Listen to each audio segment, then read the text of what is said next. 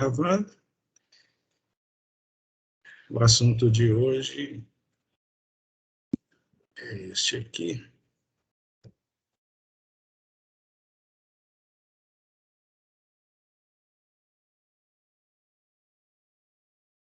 Aula de hoje. Na aula de hoje, nós vamos abordar esse tema aqui, o Teorema de Thevenin, que vocês já estudaram lá com a Lu, já deve ter no mínimo uns 2 meses, né, Lu? Como já Foi no bimestre passado, então, sim, deve ter uns 2 meses já. Pois é.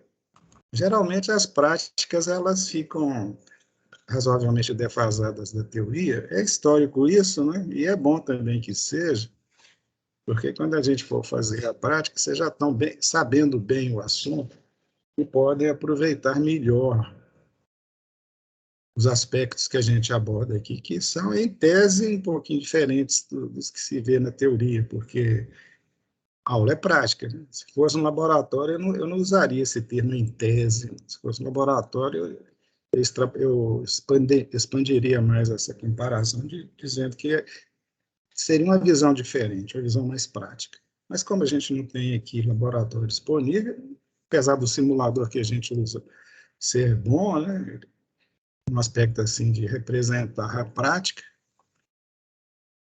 de qualquer forma é uma revisão do assunto, né?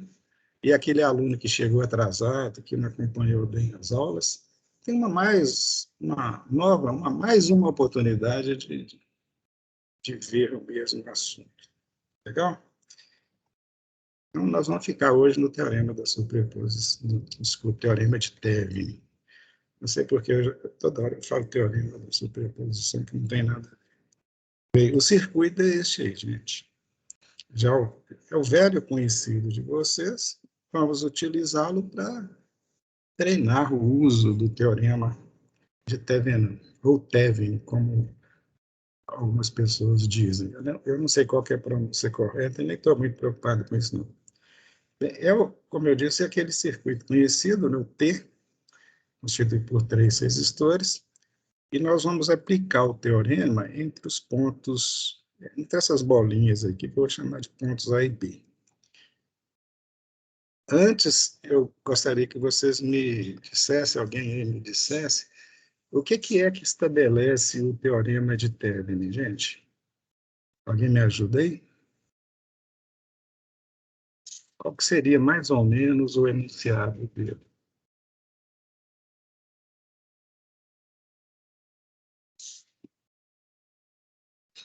Vocês estão inibidos, né? O teorema de Thevenin ele estabelece que entre 2 pontos de um circuito, ou qualquer circuito linear visto por 2 pontos, pode ser substituído por um circuito equivalente, e esse circuito equivalente é constituído por uma resistência equivalente em série com uma fonte de tensão em série com resistência equivalente. Ele é bastante intuitivo, porque nós sabemos que no circuito elétrico ou eletrônico, o efeito que ocorre é a corrente. E essa corrente é produzida pela tensão limitada pela resistência. Então, quando a gente diz que qualquer circuito linear pode ser substituído por uma fonte de tensão e uma resistência em série, a gente está imaginando o aspecto assim global da ação da eletricidade. É a fonte produzindo tensão e uma resistência limitando. Aliás, uma fonte tentando produzir corrente, né? Uma fonte de tensão tentando produzir corrente em um circuito e uma resistência agindo no sentido de limitar aquela corrente.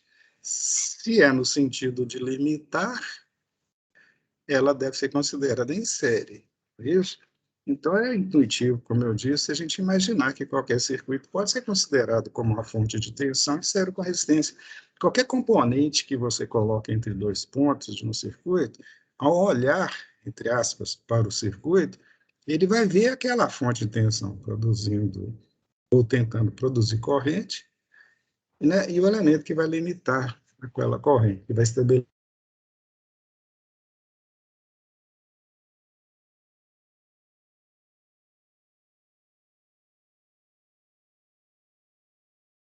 consideram dessa forma.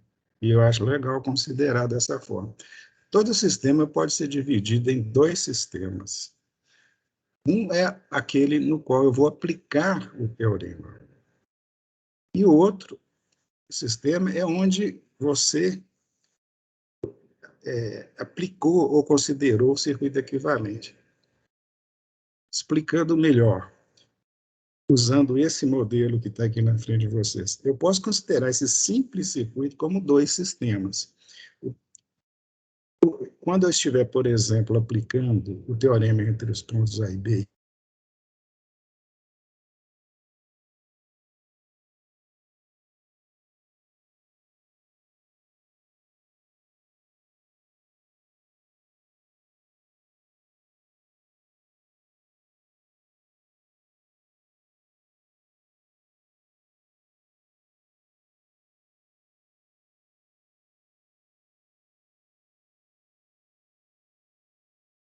o resto do circuito.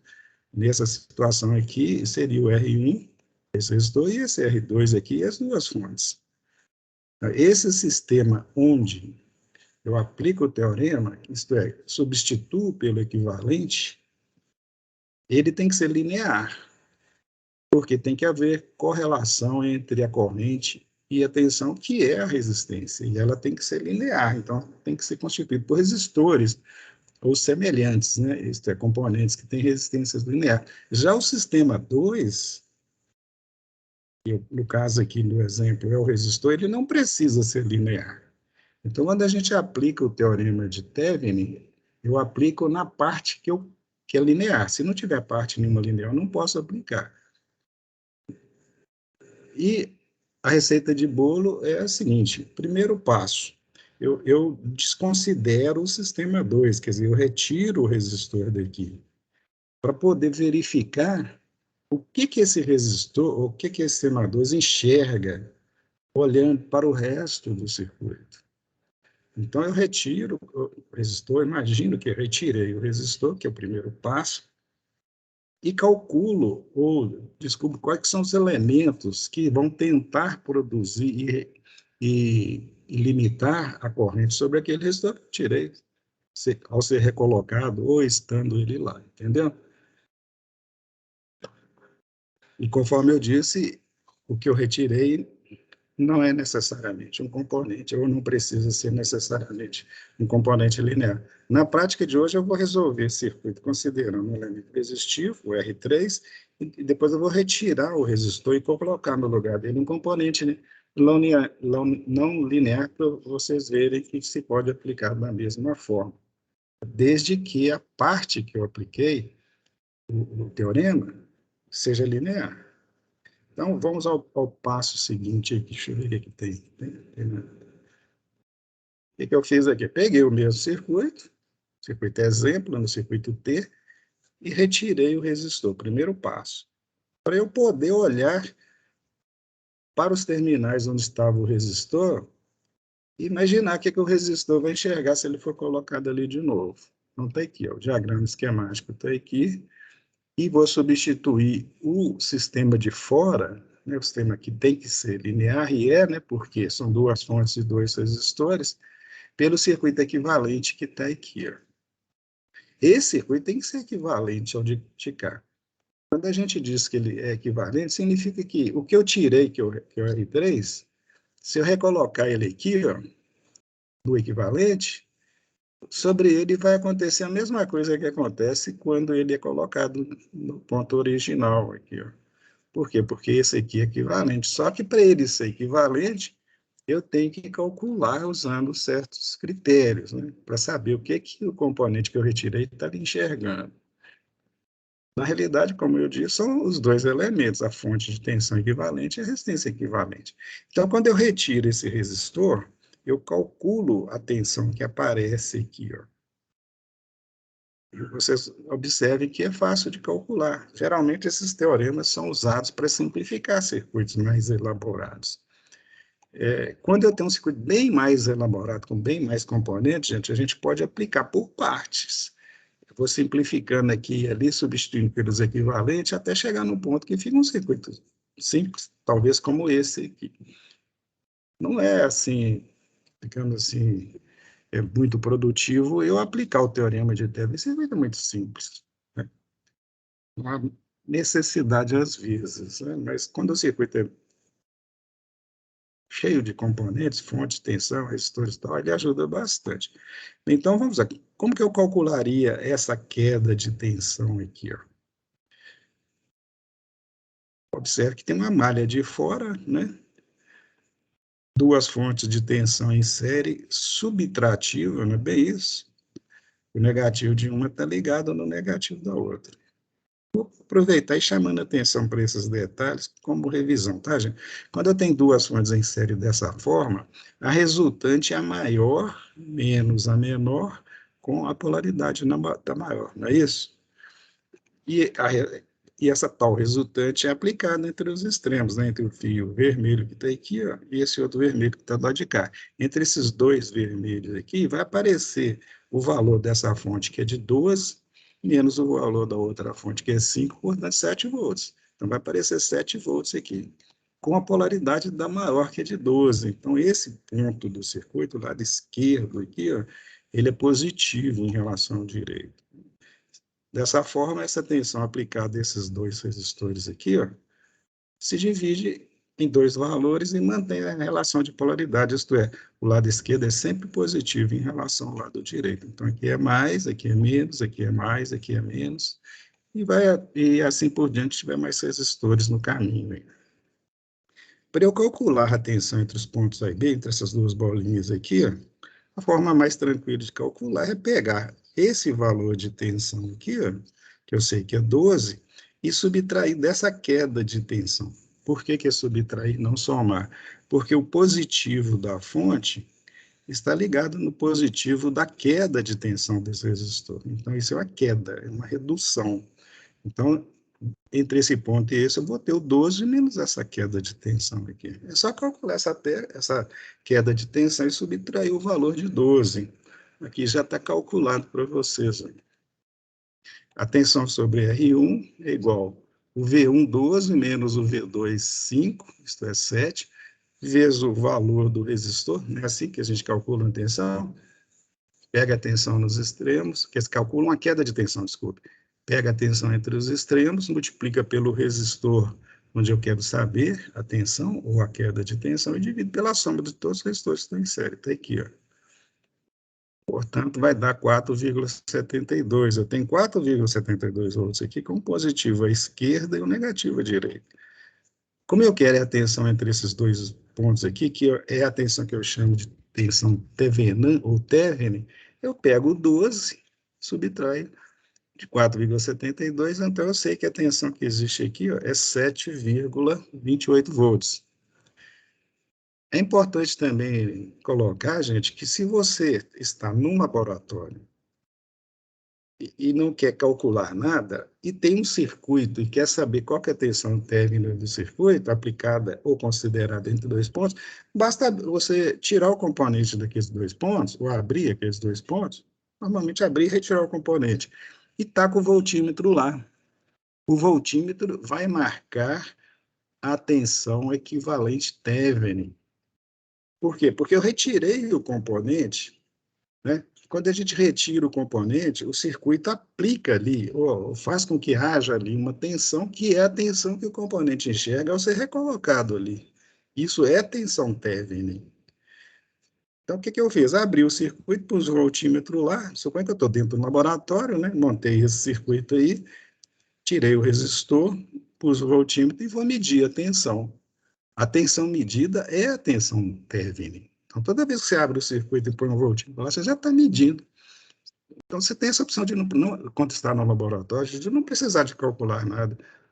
Quando o circuito é bem complexo, né, a gente costuma fazer isso porque gasta-se muito tempo calculando malha, nó, parafernália toda. Basta abrir lá o circuito e pôr o voltímetro, já dá tensão equivalente, como deu aqui e coincidiu os valores. É uma forma prática, no caso de comprovar aqui o cálculo, mas também é uma forma prática de medir a tensão equivalente de qualquer circuito. O passo seguinte, Deixa eu tomar água aqui, que a garganta já está seca. O passo seguinte é calcular ou medir, né, a resistência Thevenin. Existem métodos, macetes para medir a resistência Thevenin, mas vamos calculá-la primeiro. Considera ainda que eu retirei o resistor, eu quero calcular essa resistência que eu vou imaginar que está em série com a fonte equivalente, né? Na realidade, é a resistência que o resistor enxerga, ou qualquer elemento que eu colocar entre os dois pontos aqui vai enxergar. O que ele vai enxergar? É o R1, R2 e o curto-circuito nos lugares da fonte, porque o resistor enxerga, em termos de resistência, um curto-circuito. Ou então a resistência interna da fonte. Estou considerando a fonte ideal, então é zero. No circuito de simulação, o que eu fiz? Eu desliguei as fontes, eu tirei os fios da fonte, coloquei um curto no lugar. Para ter a garantia que é zero, eu podia ter mantido a fonte, colocado ela desligada, que em tese seria a mesma coisa, mas aí estaria considerando, no mínimo, a resistência interna dela, que não é zero, mas nos cálculos nós estamos considerando zero para simplificar. Na maioria dos cálculos eu posso. Aí eu tenho que tirar mesmo a fonte para simular e pôr um curto aqui. Aí medir a resistência, ou então calcular a resistência. Quando eu faço isso, quando eu fecho esse curto aqui, eu estou colocando o R1 e o R2 em paralelo. Obviamente, aqui, os dois aqui têm um terminal comum, os outros dois terminais estão também ligados no ponto comum. São dois resistores ligados em paralelo. Cálculo de resistor ligado em paralelo é o mais simples que tem, ainda mais quando são só dois, né? 570 em paralelo com 200, 560 em paralelo com 270. Basta pegar um, multiplicar pelo outro e dividir pela soma. Vai dar esse valor aqui, ó. Essa é a resistência calculada. Essa é a resistência que o R1 não, desculpe, o R3 enxerga ao ser colocado aqui. Portanto, ela é a resistência equivalente Thevenin. Quando para simular, observe que eu coloquei um ohmímetro aqui em paralelo com esse arranjo aqui. Vai dar o mesmo valor, 182,2. Na prática, você pode fazer assim também, mas existem métodos melhores que eu vou mostrar daqui a pouco. Exatamente porque você não mede resistência com a fonte ligada, né? Você teria que tirar a fonte, realmente fazer isso, fechar o curto aqui, fechar ali, depois ligar o ohmímetro lá. Dá um trabalhinho, né? Não é recomendado. Passo o seguinte agora. Só para a questão de confirmação, o que eu fiz aqui? Eu peguei, montei o circuito equivalente.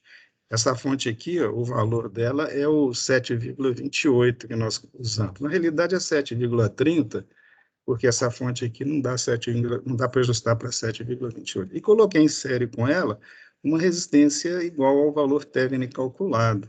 Então, esse circuito que está aqui, que vocês estão vendo, a fonte e esse resistor, é o equivalente Thevenin daquele circuito primeiro lá, que eu vou chamar de circuito básico. Portanto, ele substitui aquele circuito base em todas as instâncias, né? Por exemplo, quando eu recoloco o resistor de 1K, vai aparecer nos terminais dele a mesma tensão que aparece nele lá no circuito original, né? Vamos calcular essa queda de tensão só para confirmar. Tirar essa lâmpadazinha daí. Como que eu calculo? Eu tenho dois resistores em série, uma fonte de 7,28, né, ou 7,30, né? E usa a relação de divisão de tensão, que é velha, é conhecida de vocês. A tensão entre os pontos A e B, isto é, sobre o R3, é igual a tensão da fonte, VTH, vezes o R3, sobre a soma do RTH mais o R3. Não existe nada mais simples do que isso. Colocando os valores, eu tenho esta tensão aqui, ó. Esta é a tensão real que aparece aqui quando eu coloco o resistor no lugar, e que aparece lá no circuito original, porque esse circuito aqui é equivalente de lá. Vamos testar? Vamos confirmar? Olha aí, ó. 6,16, o calculado foi 6,17. A diferença está nos arredondamentos aqui. Então, comprovou que colocando aqui o resistor no circuito equivalente, a tensão foi 6,16. Mas provar a validade do teorema, eu tenho que ir lá no circuito original e medir a tensão sobre o R3. Aqui, está aqui o circuito original, o R3 está aqui. Vamos medir para ver se vai dar aquele mesmo valor. 6,2. O outro foi quanto? 6,16. Tá? E o outro deu 6,2. Tem uma pequena diferença, obviamente, devido a arredondamentos, né, etc. Resistência interna da fonte aqui e ali, sempre dá uma diferença pequenininha, mas 6,20 e 6,16 não é assim tão diferente, né, gente? Então, está aí comprovado a validade do teorema de Thevenin. Vocês têm alguma pergunta a fazer antes da gente continuar?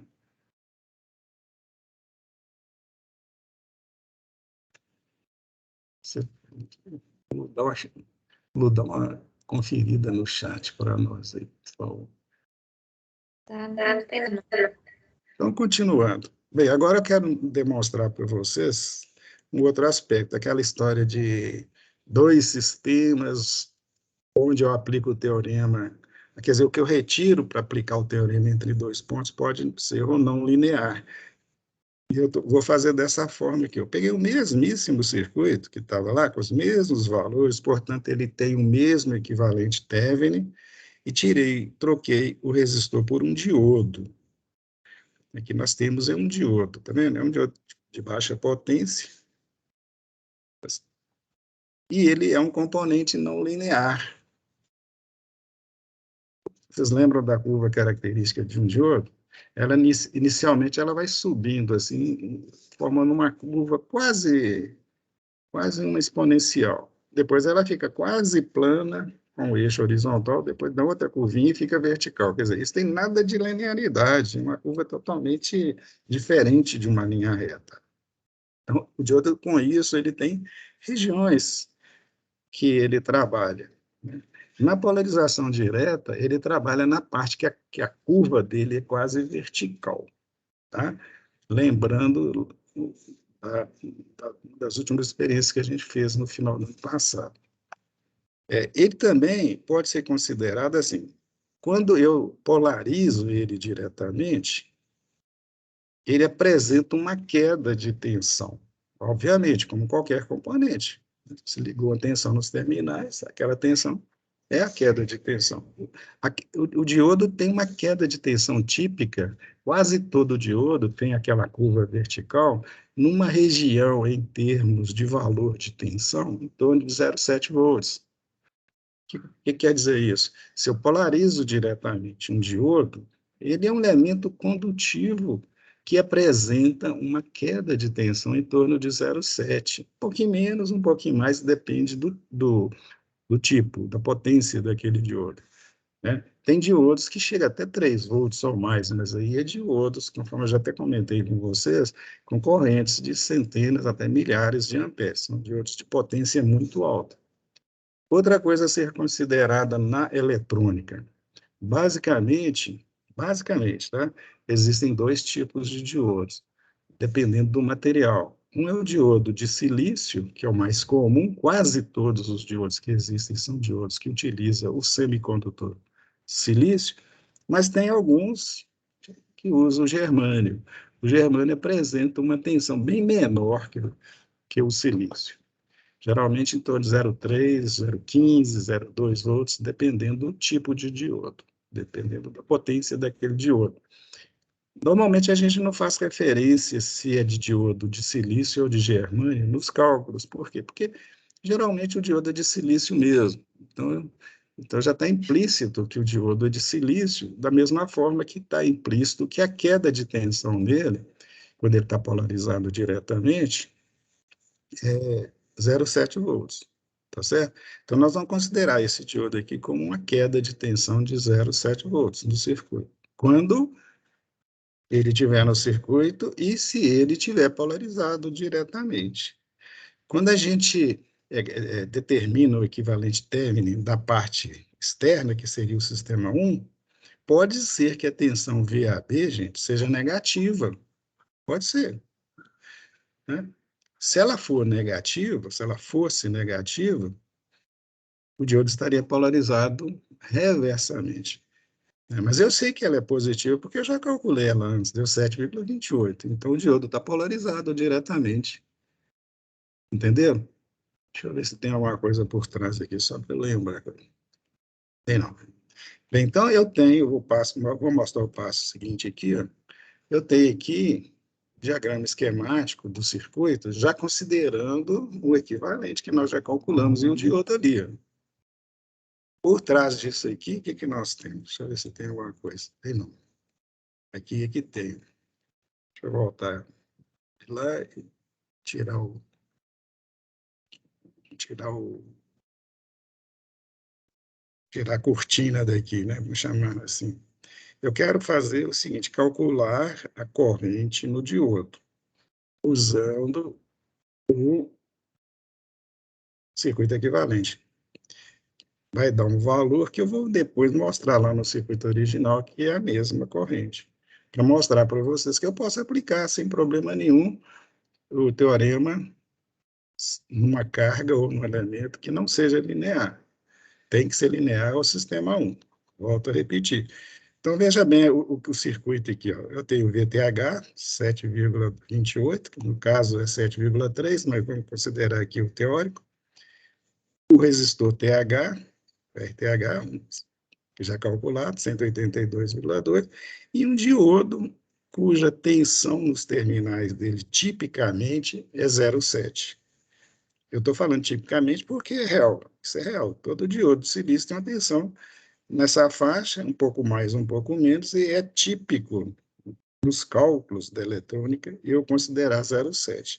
Então, vou considerar 0,7. Dessa forma, ficou assim, ó. A corrente que vai passar na malha é igual à tensão aplicada ao circuito, VTH, menos a queda de tensão no diodo, isto é, o que eu estou calculando aqui no denominador, no numerador, é a queda nesse resistor. Essa tensão menos essa é essa, que dividido pelo valor do resistor vai dar a corrente que está na malha. Então, ficou assim, ó, 7,28 menos 0,7 sobre 182,17 deu 36,11. Essa é a corrente que vai passar no diodo. Eu liguei aqui só para mostrar um amperímetro em série para indicar a corrente e um voltímetro em paralelo com ele para indicar a queda de tensão. Agora, veja bem, gente, conceitualmente aqui, às vezes uma bobagem é importante a gente falar. O que eu estou fazendo com esses dois aparelhos? Eu estou medindo a corrente que passa no diodo e a tensão nos terminais do diodo, tá? Eu vou mostrar para vocês, eu posso, dessa forma, mostrar para vocês que ele é um componente não linear.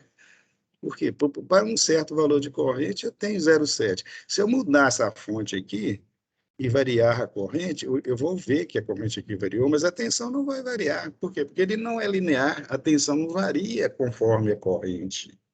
Se fosse um resistor, sim, mas um diodo, não.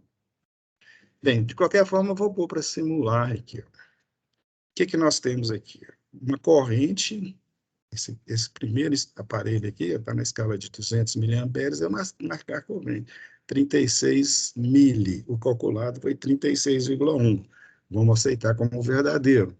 E a queda de tensão? Eu usei 0,7, típico, e o real do simulador é 0,68, que posso dizer que não há diferença. No laboratório, você não fica assim, preocupado com essas mínimas diferenças, tá, gente? Bobagem. A não ser que você esteja num laboratório de alta precisão, com equipamento de alta precisão, e numa demanda de alta precisão, o que normalmente é raro. Então, está provado aqui, comprovado, que eu posso aplicar o teorema, posso substituir o circuito pelo equivalente. Para ter certeza absoluta, vamos pegar o circuito original aqui. Cadê ele? Olha ele aqui. Esse aqui é o circuito original. Vou pôr ele para simular. Olha lá, o que deu diferente? Nenhum. Esse circuito original, apresentou uma corrente de 36 miliamperes, ela está entrando aqui, ó, e passando pelo diodo. E no diodo vai ter uma tensão de 0,68, igual ao equivalente. Usar o equivalente, o original, olhando para os terminais do diodo, é a mesma coisa, e o diodo não é componente linear. Fica demonstrado dessa forma que o que tem que ser linear é o primeiro sistema. No caso, é o constituído pelas duas fontes e os dois resistores. Agora, o que eu retirei, depois recoloquei, quer dizer, aquele componente que está enxergando o equivalente, ele não precisa ser linear. Ele pode ser um circuito que também não é linear. Não precisa ser um componente, mas pode ser um componente, pode ser um diodo, um transistor, um tiristor, um FET, um MOSFET, quer dizer, qualquer componente eletrônico eu posso pôr ali. Funciona da mesma forma. Ou então um circuito qualquer, linear ou não, eu posso pôr ali, funciona da mesma forma. O que é funcionar da mesma forma? Funcionar da mesma forma é ele se submeter ao circuito externo, o sistema 1, tanto faz ser o equivalente ou ser o original. Nos cálculos, obviamente, eu vou usar o equivalente porque é mais simples, né? Bem, então, continuando aí, se vocês tiverem alguma pergunta, aproveitem, gente.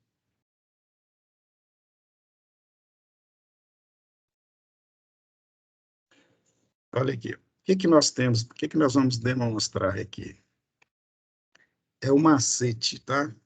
Se chama macete mesmo, a palavra é essa, um macete para você verificar o RTH sem ter que ficar desligando o circuito como nós fizemos antes.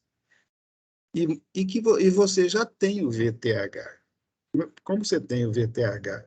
É abrindo o circuito e colocando o voltímetro lá no ponto considerado, entre os dois pontos considerados, e medindo a tensão.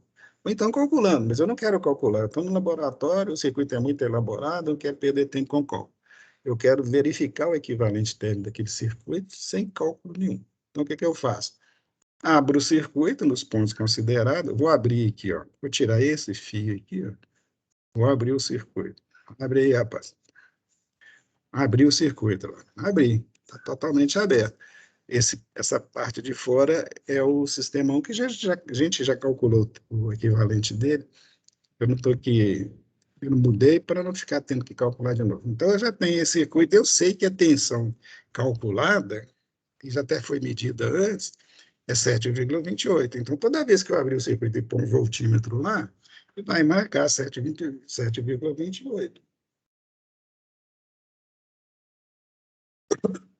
Desculpe, tá?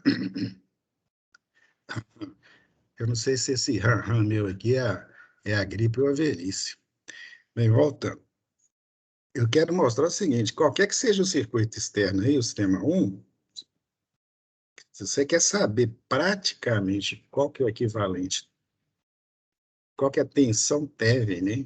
O equivalente térmico de tensão entre os dois pontos, é só abrir o circuito e pôr o voltímetro lá, ele vai marcar o mesmo valor lá, 7,28, que é o valor que nós já calculamos. Beleza? Então, abri o circuito, medi a tensão, já sei qual que é a tensão Thevenin.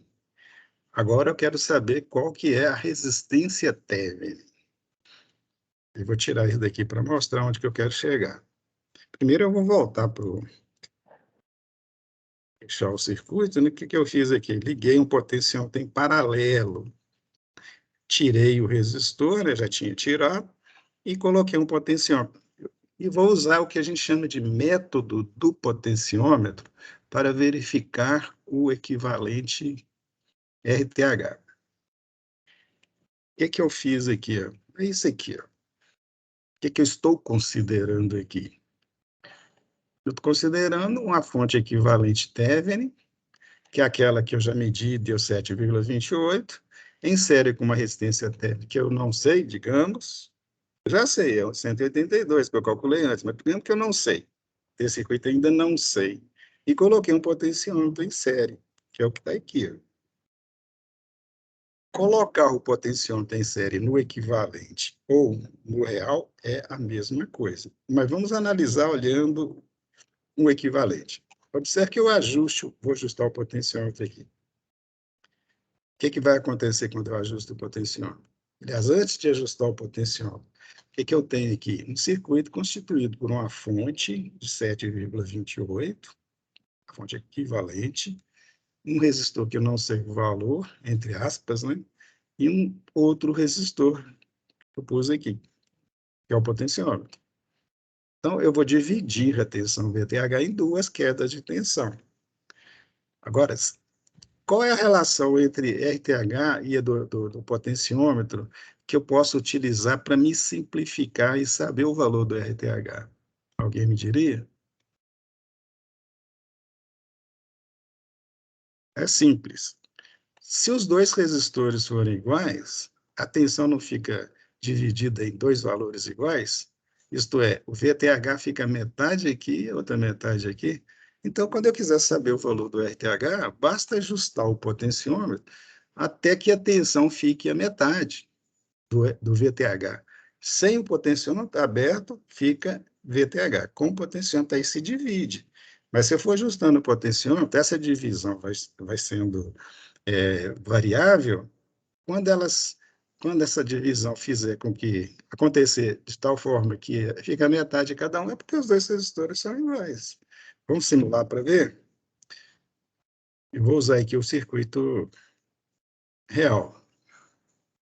Que se eu tivesse montando, deixa eu ver se eu tenho o equivalente montado aqui, acho que eu não montei ele, não. Tem não. Que também não precisa, né? Já estou cansado de saber o que é equivalente. Tá aí. Então, eu vou ajustar o potenciômetro. Vamos ver o que vai acontecer. Observe que eu tenho um potenciômetro de 1K, e ele aqui está ajustado para 100%. Então, só de colocar o potenciômetro, a tensão que era 7,2 caiu para 6,16. Por quê? Porque agora eu tenho uma divisão de tensão. Antes eu tinha um circuito aberto. Só que, só que eu estou com 1K aqui. Ó. Por isso que deu 6,16. Vocês lembram quando eu coloquei 1K lá no circuito equivalente? Né, que deu essa tensão, 6,16, é a mesma coisa. Só que agora eu quero saber qual que é o RTH. Aí eu vou reduzir o potencial. Será que à medida que eu for reduzindo, a tensão, obviamente, vai reduzindo. Até que fique a metade de 7,28. Qual que é a metade de 7,28? 6, 6, como é que é? 6, esqueci. Vamos fazer conta, 7,28. Vai ficando velho, fica difícil, né? 6,28. Aliás, desculpa, vou fazer de novo. 3,61, 7,28, 3,64. Então, quando eu ajustar esse potenciômetro e essa tensão aqui chegar no 3,64, eu paro e leio o valor do potenciômetro. Já vou ajustar aqui o percentual aqui.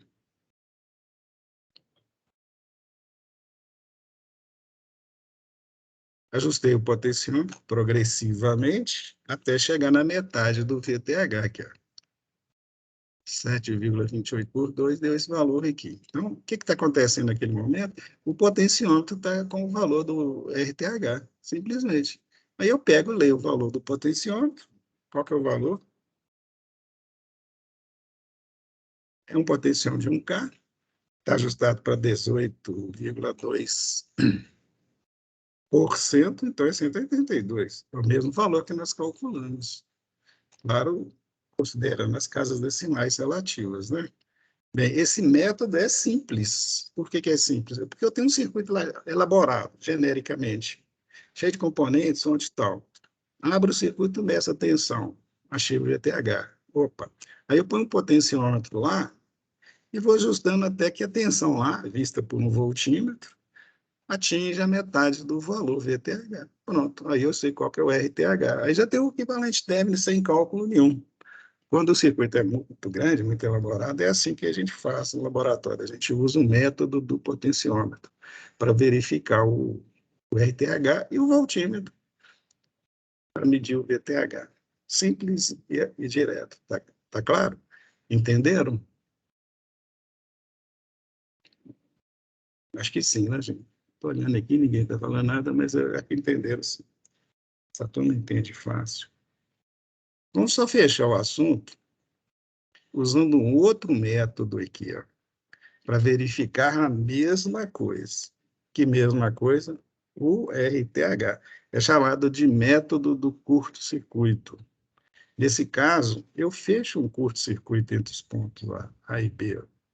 Tem que tomar cuidado, porque não é sempre que eu posso fechar um curto-circuito num circuito, porque quando eu fecho um curto-circuito, a corrente lá naquele ponto, ela aumenta, né? E pelo circuito, do modo geral todo, ela aumenta também, pode queimar algum componente. Então, tem que ter certeza que não vai acontecer isso. Qual que é a filosofia da coisa? Veja bem, eu vou tirar esse desenho aqui e mostrar. Esse é o real, esse é o equivalente. No circuito equivalente, a corrente que vai passar no curto-circuito é a mesma que passa aqui, já que ele é equivalente, não é mesmo? Agora, analisando o curto-circuito, olha a vantagem de eu considerar o curto-circuito para calcular o RTH. É que o VTH eu tenho. Como é que eu tenho? É porque eu abri o circuito e pus o voltímetro lá e ele me falou 7,28. Aí eu fechei, pus um curto aqui, ó, e vou calcular a corrente que vai passar aqui. A corrente que vai passar aqui é fácil de ser calculada, ou medida. No caso aqui, eu vou medir, né? Bem, a partir da hora que eu tenho ela, eu tenho RTH. Por quê? Porque a tensão VTH, com o curto, ela vai toda para o RTH. Eu pego o VTH que está aqui, ó, e divido pela corrente, eu acho o RTH. Simples e fácil, não é isso?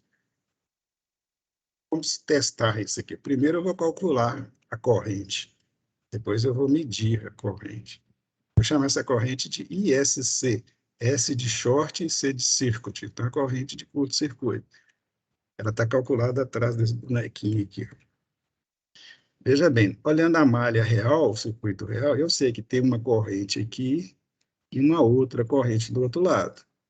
Que uma não tem nada a ver com a outra. Por quê? Porque no meio eu tenho um curto-circuito. Nós sabemos que o curto-circuito é um isolador de circuito. Ele separa um lado do circuito do outro lado.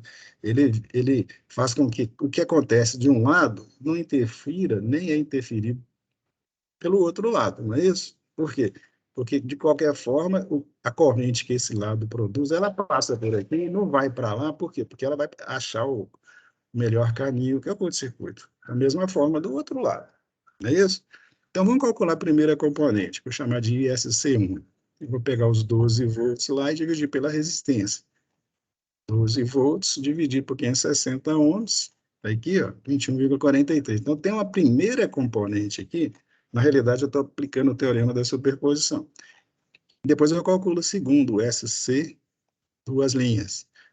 É o 5 dividido por 270, está aqui, ó, 18,52. A corrente real que passa aqui é a soma das duas, 21,3 mais 18,52, isto é, 39,95 miliamperes, que é a corrente que passa aqui, ó. Essa corrente de 39 é a mesma que vai passar aqui. Por quê? Porque o circuito daqui é equivalente ao de lá, né? Vamos ver? Eu vou substituir aqui, ó. Como eu disse, a tensão no RTH é a mesma do VTH, já que tem um curto. Eu vou pegar essa tensão e dividir pela corrente aqui e calculo o RTH. RTH é igual ao VTH sobre a corrente curto-circuito, que deu o mesmo valor. Por que que não é estranho, né? É o mesmo valor que eu tenho calculado antes, lá usando os outros processos. Então, está aí a utilização do método de curto-circuito para calcular o RTH. Só falta testar. O que que eu fiz aqui? Calculei. Eu coloquei uma perímetro aqui, obviamente vai indicar é a corrente, né, gente? Então, tá aqui a corrente. Sabendo a corrente, eu tenho o resistor, RTH. Está comprovado. Eu acho que está comprovado, né? 39,95 e 39,7 tem uma razoável precisão ou exatidão. Então, gente, resumindo, só para fechar a aula, o teorema de Thevenin é uma ferramenta bastante útil e ampla, porque ela substitui circuitos quaisquer, sejam simples ou mais elaborados, por uma resistência em série com a fonte de tensão. Nada mais simples, não existe nada mais simples que isso em eletricidade. Então, circuitos elaborados podem ser substituídos, desde que eu esteja aplicando em elementos lineares. Quer dizer, o sistema ou o circuito onde eu estou tevenizando, o verbo é esse, tem que ser linear. Mas onde eu estou aplicando, quer dizer, aquela parte que eu abro, que enxerga o equivalente, pode ser ou não linear, né? Necessariamente não precisa. Então, eu posso estar trabalhando com circuitos complexos ou circuitos não tão complexos e aplicar o teorema na parte linear e não na parte que não é linear. Se as duas forem lineares, eu posso aplicar, tá? No caso aqui, eu estou usando só lineares, né? Só resistores, não dá na mesma. Mas quando a gente usa diodos, transistores e tais, posso aplicar também, mas eu não estarei aplicando na parte não linear, estou aplicando na parte linear e considerando que esse resultado é ligado na parte não linear. Deixa eu ver se tem mais, acho que não tem mais nada na aula de hoje. Também ela já acabou, né? Acabou em cima da hora. Essa aula foi calculada milimetricamente. Isso aqui é só é a mesma coisa. É o mesmo circuito feito apresentado com diagrama esquemático. Então, fechou a aula. Vou fazer a chamada. Aliás, vou parar a gravação. Parei